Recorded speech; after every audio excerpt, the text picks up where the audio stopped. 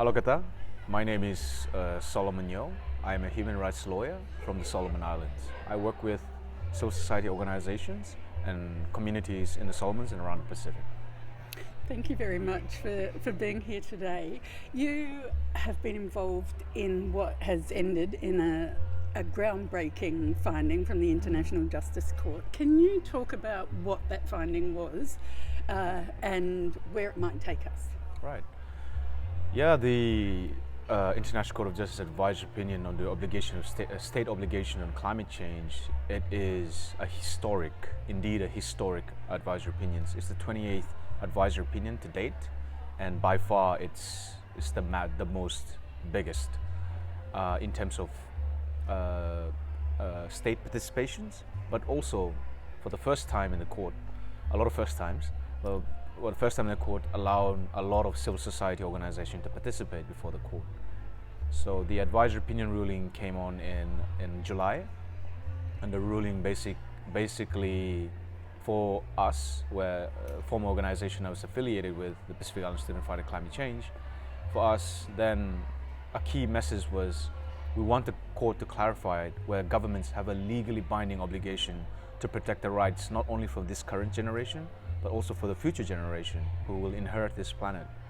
And the court did that. It said, yes, nations do have a legally binding obligation, but we were very excited because the court did not just stop there. The court went in great length to also said, and also these are other obligations that states need to adhere to, and if they fail to adhere to, they face legal consequences from states, and of course, translating to domestic, citizens can hold the governments to account. And can you give examples of how that might manifest now? Right, so at least for us in the Pacific Island communities, the court has clarified something that has been a very concerning is still an understatement, but it's really pressing. It's the issue of if we reach a stage in this world where our nations are completely submerged underwater because of sea level rise, do we still retain our maritime boundaries? Do we still retain our territories? And the court said, yes, you still do retain those. Insofar as we meet, insofar as the criteria of the Montevideo Convention regarding statehood is concerned, says once a state is recognized, it will be harder for it to be, in theory at least, be unrecognized. So this is quite a little bit of reassurance. I'm sure there's a lot of battles that need to be fought in terms of state authority, but that's a big win for Pacific Island nations and other island nations that are facing the similar circumstances. This is incredibly existential work for you to be involved in, Solomon. Could you talk about your growing up, where you grew up, and what drew you to this case? Yeah, I was born and raised in the Solomon Islands, and for those who do not know much, it's just close to Australia, if there's a reference point. Growing up in the Solomon Islands, I was raised in most of my childhood was in the communities, and in those places, you develop a relationship with the people and the place.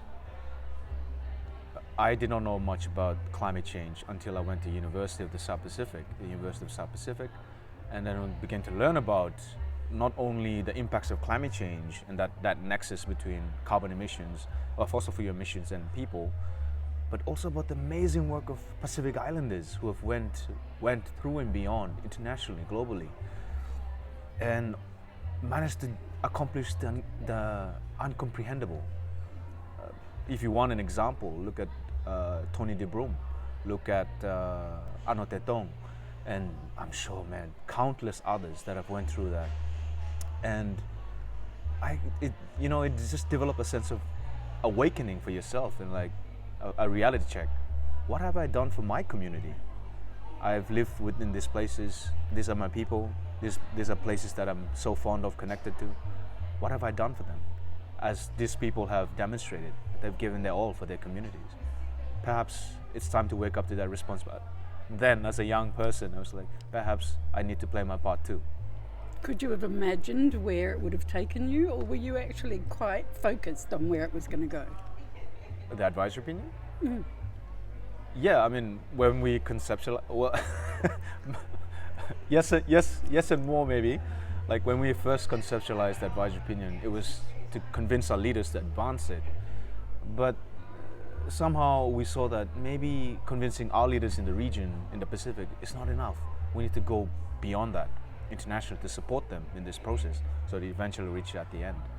And yeah, we did that. That was part of the, not really part of the plan, but it was the direction we knew of. But that really came later on when we realized that we need to back our governments to take this, who are taking this initiative before the international stage and to the court processes. We need to support them, and we did that. You said that the ruling has provided moral and legal clarity, but when we're talking, and that the Pacific nations have done incredible work, other nations not so much, and you said that's where the real struggle is. Yeah. So out of that ruling, where do you see the big challenge, and what can people do, and especially people in health? Climate change, we talk a lot about climate change, and we talk a lot about all sorts of things. I think we talk more than enough on climate change, but we need to start doing the implementation part. And I think that's the biggest challenge with any advisory opinion, the implementation. For issues like climate change or nuclear, it requires the enormous efforts of concerned citizens around the world to really implement and give light, bring this advisory opinion to life by using this. The court has given the world greater clarity than before. It did not make new laws, it did not introduce new ideas, it just basically made them clearer to the understanding of the people that these obligations exist, and you, of all citizens around the world, should know that this exists. In any conscious person concerned about this climate, seeing that this obligation exists, and looking at their governments and corporations within their country, and seeing that their actions do not meet this obligation, then that person should take action. In the field of health, I think people underestimate how important health and climate change are connected. The court has clarified the human rights crisis the climate crisis is a human rights crisis, and health, the right to health, it sits really up among that. Citizens should demand that in the government to ensure that whether it's funding, whether it's support, whether it's policy improvements that needs to be made, they should do it so that it's aligned well with the 1.5 targets, the NDC targets, as well as the objectives of the Paris Agreement and UNFCCC. Is it important to you for the COP, for Australia and the Pacific, to be able to jointly host a COP? Do you think that will get traction? Yeah, I mean, first and foremost, yeah, I mean, it's important that the COPs come as closest to the Pacific, and of course, many of us would love to see a COP hosted in the Pacific. But we don't want to see another COP like the other COPs. We really want to see a COP that truly matters. I mean, it's what, it will be the 31st COP now. It cannot be another 30 more years down the line of doing the same thing. Things need to change, and if change needs to happen, it has to happen at this COP.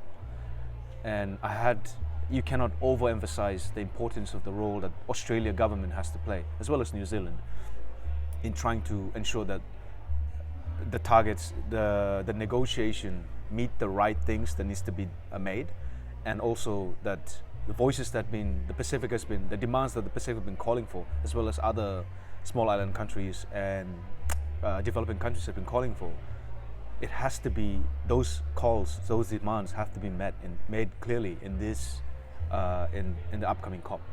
And as I've emphasized in the event, that while the focus is on the 31st COP, as others in the Pacific has raised, that this COP, the COP in Brazil, is also so important to ensure that the next COP has leeway, so negotiators and activists and whoever is concerned and involved in the process can build upon that make sure that we reach the desired outcome that we want.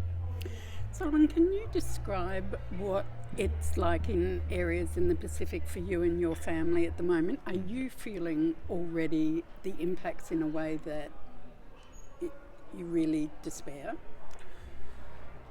Of course. I mean, as I've said earlier, growing up in the communities, now you go back, it's true, like knowledge can be a curse. So knowing that why your coral reefs are turning white instead of what they used to look like when you was a child, it saddens you. And see how communities struggle, especially with their food, because there's a lot of flooding and rainfall. It's harder to grow crops. Population is increasing. It adds on like a multiply effect, boosts on the pressures. A lot of people finding it too hard in the communities, pack up and leave for the cities. It hopes that it will be a better life. In my opinion, it's not. There's still a lot in the communities that can really be a good place to be. And seeing all these changes, and more importantly, how it's affecting the people that I know, the people that I love, the places that I care for. It's heartbreaking. But then again, you forecast what is to come. I mean, based on the scientific reports, the IPCC reports, and it's even more tired and very overwhelming. But at times you have to realize that, yeah, these are the challenges that will come.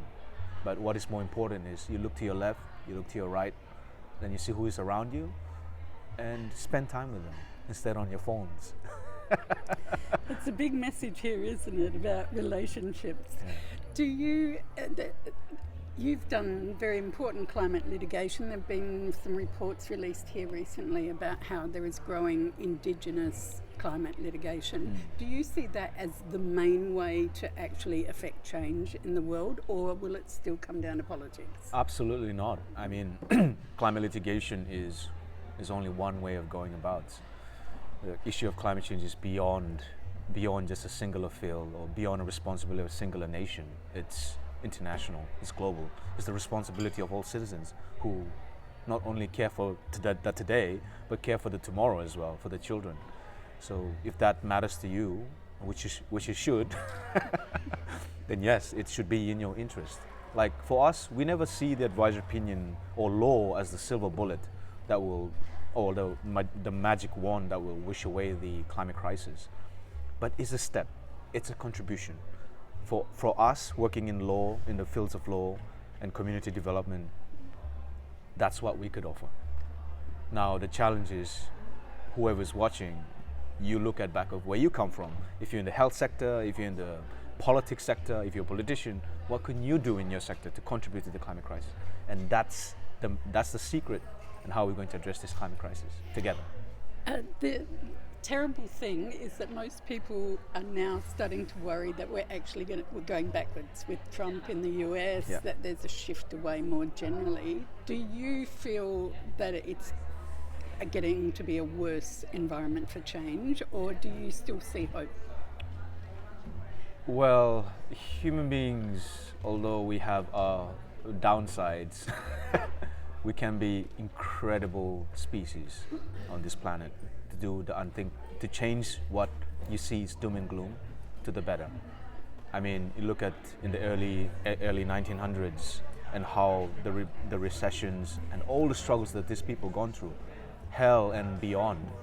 If I was there back then, I would have given up hope and the circumstance I'm living today. But as we face this crisis now, this is the challenge of our generation.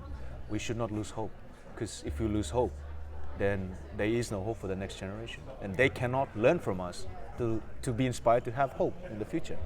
So while we're living today, we have the opportunity to breathe air through our nostrils. Let's think about how we can give our best, but making sure that we're doing it in our limits, not to overdo it. And then how can, by doing that, we hope that we're investing. We hope that these actions that we do today, our next generation can see them. My grandmother did that, my uncle did that, my auntie did that, and feel proud about it, and give them hope to take on the challenges that they face in the future. Fantastic. Is there anything else you'd like to say in a message to the public health sector?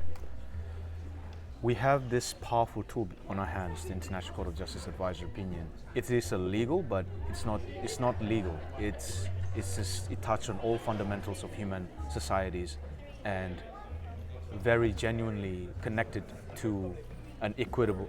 It's the roadmap to an equitable world that we have laid out. All human civilization in the past have contributed to this stage. Your role as in the health sector, read the advisory opinion, be inspired by it, and find ways to utilize that in your most creative way, and use it as a tool to guide and serve you in attaining your objectives that you think will benefit and contribute to climate action. Thank you very much, Sullivan.